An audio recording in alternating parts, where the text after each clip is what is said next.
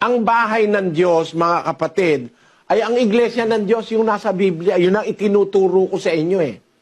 Ayoko magturo ng iba. Kagaya ng iba, tinuro iglesia ni Wesley. Wesleyan Church. May nagturo iglesia Aglipayana. Kay Aglipa yun. No? May nagturo iglesia Romana. Sa Roma yun, hindi sa Diyos yun.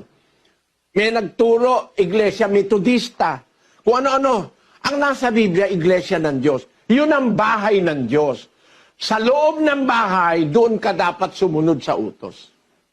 Kaya, mga kapatid, kung ang bautismo utos, dapat sa bahay ng Diyos o sa iglesia ng Diyos masunod.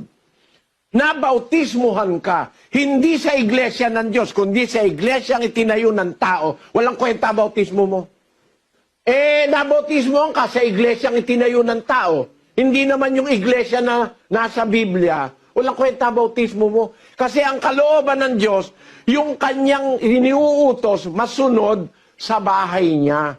May bahay ng Diyos, hindi yung kapilya, no? Hindi yung katedral. Ang bahay ng Diyos, ang iglesia, liwa-liwanag nun. Binasa ko na sa lahat ng wika para hindi kayo magduda. Ang bahay ng Diyos na siyang iglesia ng Diyos na buhay.